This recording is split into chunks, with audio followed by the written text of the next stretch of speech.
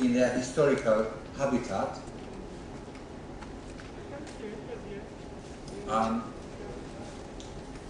The theory of the Aryan invasion, or as it is now called, immigration, states that at some unspecified time, the Indo-Iranians, who formed then one unit, moved from Kurgan, which is the South Russian or Pontic steppe. They moved down by the Caucasus Mountains, through Iran. They stayed for a southeast Iran, and then the Indo-Aryans, that's the Indians, your ancestors, moved away from there and came and inhabited Sapta Sindhu, the land of the 7 rivers in northwest India and what is today India and Pakistan. And there you have, in fact, the languages and the main idea about the Aryan invasion theory. This happened around about 1700 or 1500. Now, any sensible person will ask, how was the Sapta Sindhu Aryanized, Sanskritized? Because the theory changed after 1995 and became, in the West, they say that this immigration happened over a long period of time, several years, perhaps 200 years, with small waves of Aryans coming into that area which we call Sapta Sindhu. Now, around about 3700, the Harappan culture was beginning to arise in that area, in Saraswati and the Indus valleys. And by 3000, it began to develop quite considerably, and it reaches its mature state around about 2700, 2800, 2600 BCE. Now, how could very small waves of people, 200, 100, 300, small waves that left no archaeological traces whatsoever, how could they Aryanize that area? That area is as large as France and Germany put together. So how was Sanskrit spread all over that area? There was no Ministry of Education, there were no mass media. So how did this happen? These are questions that are not answered by the AIT. They just talk glibly about it, they slide over it, they pass it on from one generation to another, but they never explain these things. And unfortunately, students are not sufficiently acute to question them and say, how does this happen?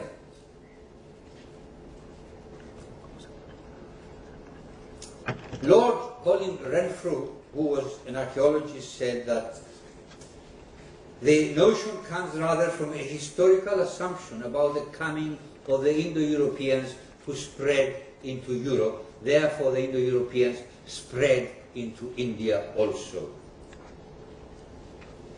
Then Edmund Leach, a great anthropologist, provost of King's College at Cambridge, said, because of their commitment to a unilateral segmented history of language development that needed to be mapped onto the ground, the philologists took it for granted that Proto-Indo-Iranian was a language that originated outside India and Iran, in Kurgan. From this we derive the myth of the Aryan invasion. These are Western scholars, but they are not linguists. One is an anthropologist, the other is an archaeologist. It's linguists that have concocted this idea, paying no heed to what anthropologists say, no heed to what archaeologists say. In fact, they pay no heed even to linguistics themselves, as I shall show you shortly. Now, the arguments supporting the AIT now are, one, can I have the next one, please? Iranian is older than Vedic. Avestan, the old Persian language, is older than Vedic. Then there was palatalization. Palatalization is showing at the end Latin que, Greek kai te, Vedic becomes cha. And this applies wherever you find QU in Latin or Greek, you find a corresponding cha in Sanskrit. This was called palatalization. It is shared with Slavonic languages and Baltic languages. I hope, I don't want to baffle you, but I mean, one has to touch on these linguistic facts. Then the third argument is that Vedic is a mixture of Munda and Dravidian with Indo-Aryan. But that doesn't say anything about an invasion. The fact that Sanskrit has got some Munda or Dravidian words in it, if it has, it's not proven, but assume that it does so. It doesn't give you any date, and it certainly doesn't give you an invasion. Then there are isoglosses. I shall come to isoglosses later and explain what they are, but briefly now we can say that in palatalization, an isogloss is a distinctive feature that joins together a group of languages or a group of dialects. As I said, palatalization is shared by Sanskrit, by Slavonic, and by the Baltic languages. Greek, Latin, German does not have palatalization. So one group is put apart against the others. The isoglosses differentiate between languages. Also, ma, me. Vedic has for prohibitions ma. Greek has me. Yes, Old Iranian has also ma. Armenian has mi, but Germanic has na. Slavic has na. Celtic has na. So again, we have an isogloss that separates different languages. The other great argument is horses and chariots. There are not enough horse remains in Harappan cities, the linguists say. Therefore, since the Aryans brought horses, horses should appear afterwards. That's why we have very few horse remains in Harappan cities. Then chariots also are not there. Chariots were invented round about 18 or 1900 BCE, some at Andronovo and some at Egypt. Now, all this is utter and absolute nonsense. They don't have a leg to stand on, as I shall demonstrate shortly. Next one, please. Now, the Aryan immigration theory is supposed to be a linguistic one. It isn't. It did not start like that, and it had nothing to do with Aryans. Before, in the beginning of the 18th century, some Frenchmen and some English scholars tried to explain the peculiar caste system which they found in India. How does this come about? Now, if they looked at their own history, medieval history, they would have seen that there were castes in Europe as well, equally hereditary, not as pronounced, not as institutionalized as they are in India, but they were there. Anyway, they wanted an explanation. So what did they come up with? They came up with a sociological theory that the Egyptians invaded Sapta Sindhu and established themselves there. And the Egyptian priesthood became the Brahmanas, the Egyptian warriors became the Kshatriyas, and the native population became the Vaishyas and the Shudras. This, some thought it was not the Egyptians, it was the Sumerians. Even at that time, they couldn't agree between them. But anyway, well, there are the, I won't bother you with all these names. I'll come to Max Müller, who actually introduced the linguistic element.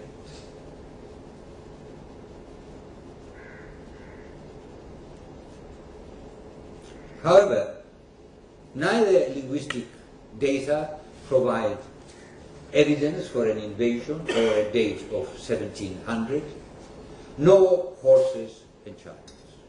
Let's deal with horses first. Now, if the Aryans came in and brought horses, then after 1500 we should have masses of horse finds all over Sapta Sindhu. In fact, there is none. There are no significant archaeological finds of horse remains until these first centuries of the new current era, after Christ, in other words. Do you follow? There is no significant increase of horse remains anywhere. So how can we say that the Aryan invasion brought horses in? If they had brought horses in, there should be more, but there aren't.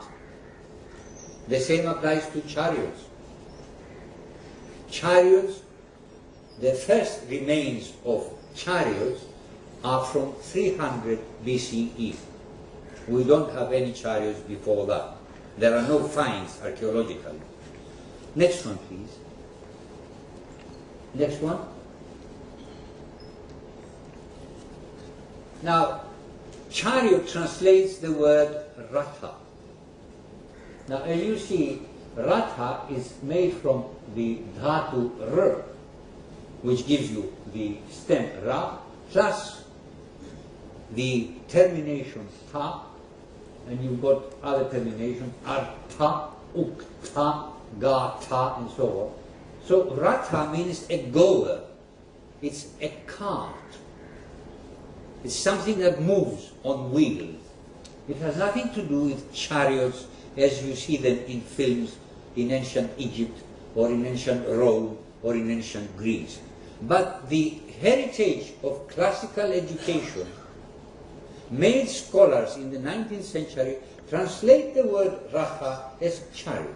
In fact, anybody who knows Sanskrit and has studied MacDonnell's Vedic reader will notice that MacDonnell in his Vedic reader does not translate ratha not once as chariot. He always uses the word car.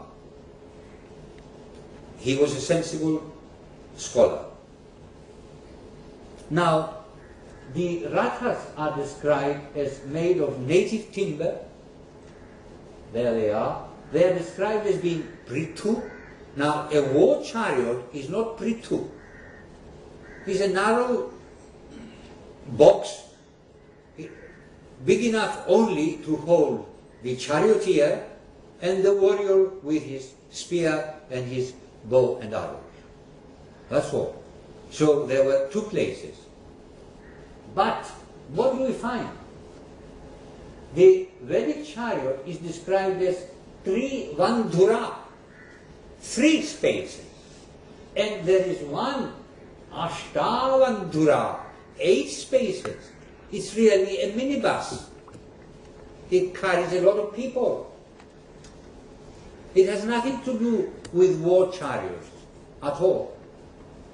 And when one reads the Rig Veda, one finds that chariots are drawn mostly by oxen. The one realistic description of a chariot race, as they call it, is Mudgala and Mudgalani. In the 10th mandala of the Rig Veda, their calf is drawn by a bull.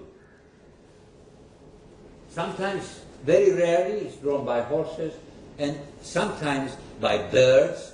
The Ashwin chariot in the sky is drawn by birds, and sometimes by antelopes. So it has nothing to do with war chariots as are known in the West.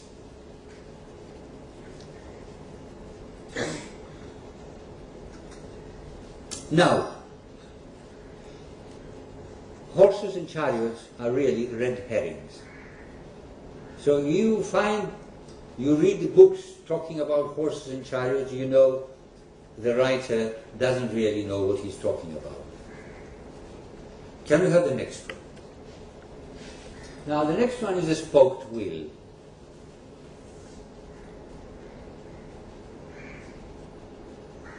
For a long time, Western mainstreamers were shouting out, there are no spoked wheels in Saptasindu, in the Harappan culture.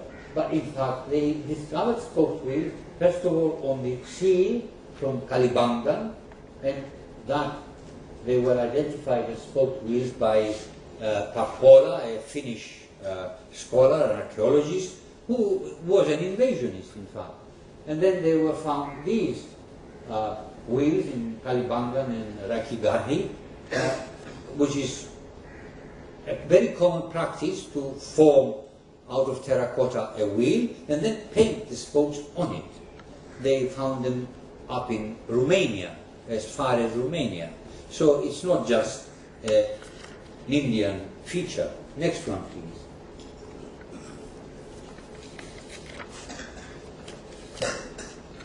How did this extraordinary chronology of 1500 or 1700 arise? Well, it's Max Müller again. He said, 12 to 1000 Rigveda, 1000 to 800 Atharva and Yajus, 800 to 600 the Brahmanas, Sutras, and so on down to 200 BCE. Very neat, you see. Every 200 years we've got something else. Now, it would have taken alone Shatapatha Brahmana, which is vast, 200 years to write. Just one Brahmana, let alone dozens of Brahmanas. How did this arrive?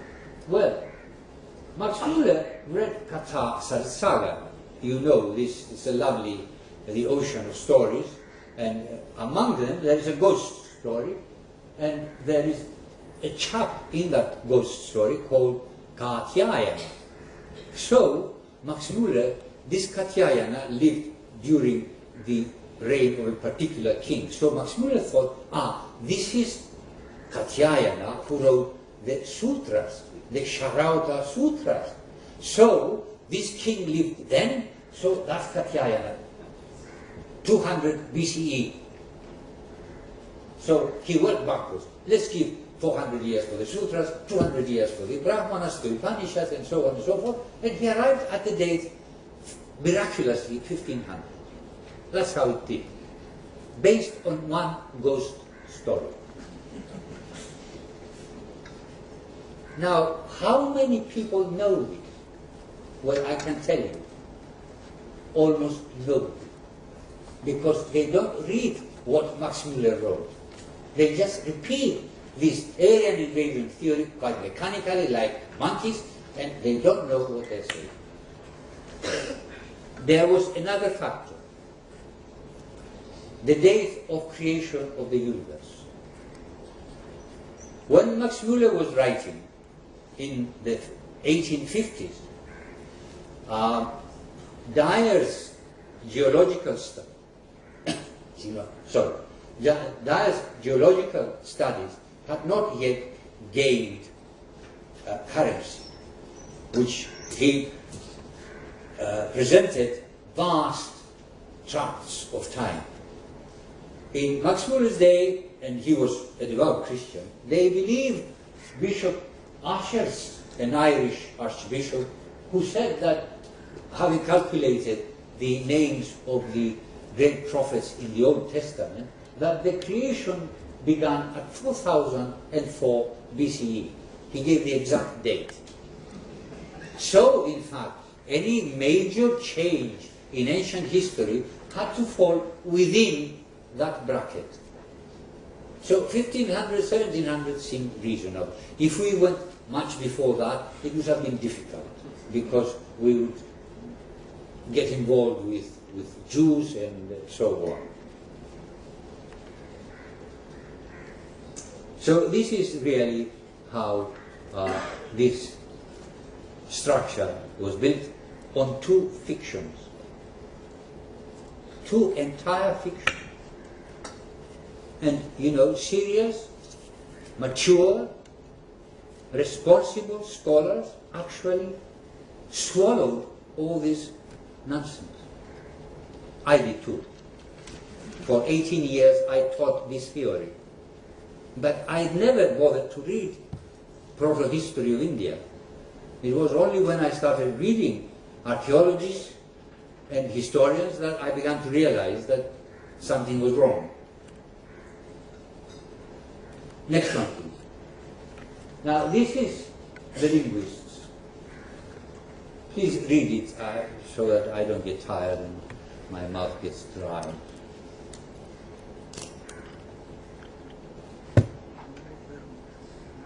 Well, there you have it.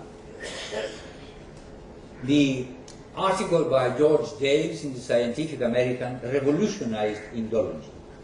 There was no invasion. So the linguistic arrogance of these linguists was shown to be just that. Now,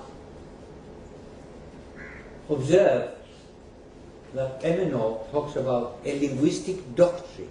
He talks about arguments. He does not talk about evidence, facts, data. And he has the arrogance to say that traditional Hindu ignorance of this invasion. Now, who was ignorant? The Hindu tradition or he himself? And the same, of course, with Barrow. Now, he was a great Sanskritist, Barrow, there's no doubt about it, but he was an awful historian.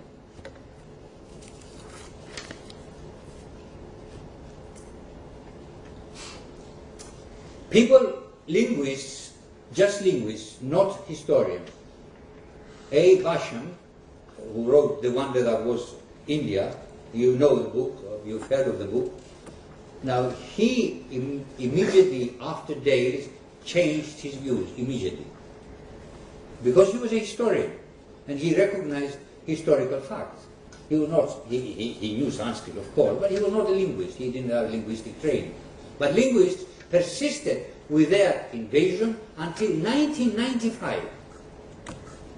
A book by Wynne from Columbia in New York, I can't remember the title, but he went on talking about invasion and conquest and enslaving the local population and all the rest of the rubbish. Next one, please. Now, you all know of the Rig Veda, even though you may have not read it. You've heard of it, yes? So I don't need to tell you what it is.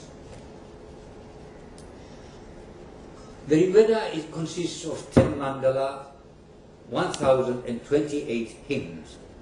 It's a fairly thick book. But in all this book, you will not find these things. You will not find those words that I say, the words. You will not find iconography. You will not find perforated jars. You will not find mention of ruins or abandoned towns. And you will not find mention of fixed altars or hearths. So, what does that tell us? Now, all these features are in the Harappan civilization, in the mature Harappan civilization. The most important of the lot is the Ishtakar. The others are all equally important, but Ishtakar is really setting a limit. Because Ishtakar's bricks for building started being used around about 3,500, 3,700. Before that, it was mud and stone and wood, just as in the Rig Veda. You find mention of Istakars in Yajurveda and in the Brahmanas. They describe altars in different shapes built with Istakars. Urbanization is wholly absent in the Rig Veda. There is, of course, Pur, but Pur in the Rig Veda never means a city or a fortress as is usually translated. Never. Not once. It means an internal, supernatural, occult defense. And you have only gods creating and destroying these purs. Well, I will not enumerate all of them because it would take us a long time, but you can take my word for it. I'm sure there is Professor Das here who will back me up in this, that these words are not in Rig Veda. You don't find Karpasa, which is cotton. You don't find Rajata except once, and it doesn't mean silver, it means bright white. You don't find Vrihi, and you don't find Godruma, wheat. You don't find Lekha or Lipi for writing, and you certainly don't find the rest of them. There is the word Armaka, that's true, it's often translated as ruins, but if you read that hymn 133, you will find that it does not refer to ruins. It refers to a desolate area, a countryside, where there are sorcerers, magicians, demonic spirits, and ghouls, and that sort of thing. There is no mention of stone slabs, there is no mention of rafters, there is no mention of bricks or anything to suggest fallen houses. Could you please repeat that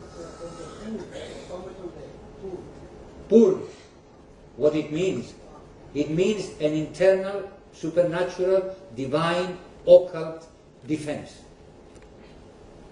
I've written a paper, a very long paper, and I examine many instances and show that that's exactly what it is. And it takes a god to destroy it.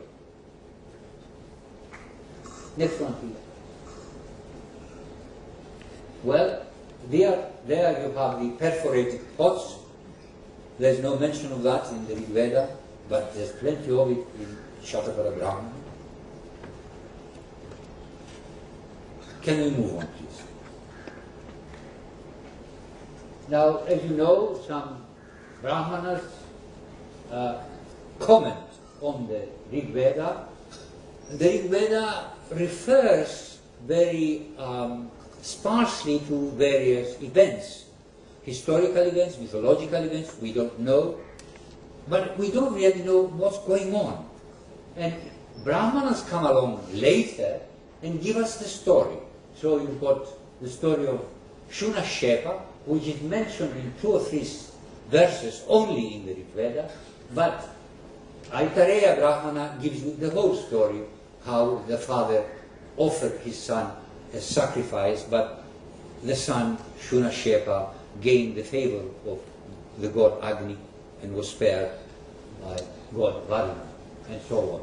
Then you have the Pururavas and Durvashi, that beautiful hymn, a dialogue between the king Pururavas and the beautiful Apsaras Urvashi. But again, we don't know what the background is, we don't know what the plot of the story is, but Shatapatha Brahmana comes along and tells us the story, and later on Kalidasa wrote his magnificent play Vikramorvashiyam. Then there are many stories in the Rig Veda that we know absolutely nothing about. There was, for instance, the story of Bhuju.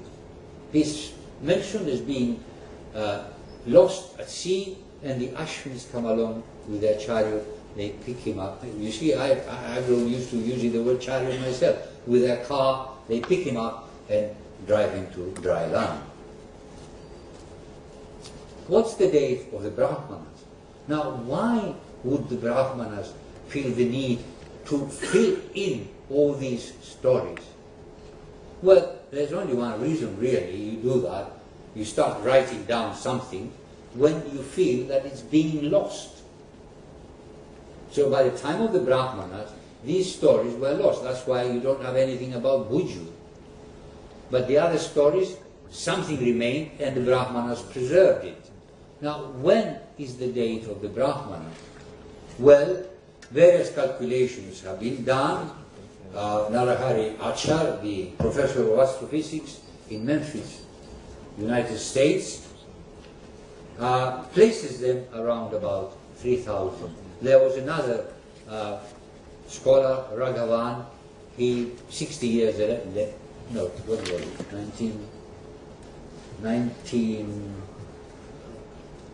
1969, yeah. He also came to he had also come to the same conclusion. Subhash Kak also he's made some calculations. He's another scientist, an Indian scientist in the United States. I think he's in Oklahoma now. He used to be in Baton Rouge. He's Oklahoma, yes? Yes. Yeah. He also came to the conclusion 2900 BCE. So, the Rig Veda must be a lot earlier than, say, 3000. Let's look at the Brihadaranyaka Upanishad. Next one, please. Now, the main teaching of the Brihadaranyaka Upanishad, as with other Upanishads, is that I am Atma Brahman. This self of man is the same as the Brahman, the absolute, the self of the universe. But it is known that there was an Upanishadam Purusham teaching. I asked about the Upanishadic person. That's in 3926 in Brihadaranyaka Upanishad. So there was a long tradition.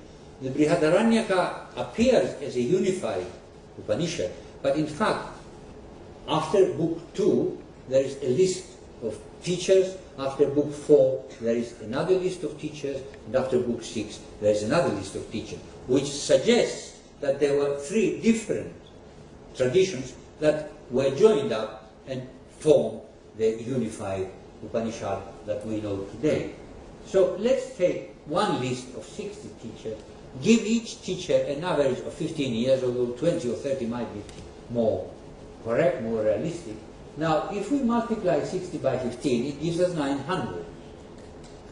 Now, the Upanishads, the early Upanishads, like Brihadaranyaka, is placed in the 6th century by mainstream Western scholarship. So, give it a date 550. Plus 900, which gives us the tradition behind that, we get 1450 years. Let's say it's not 1450 years, let's say it's 1200 years. Okay? Now, the Rig Veda is supposed to be written at 1200 years. Not one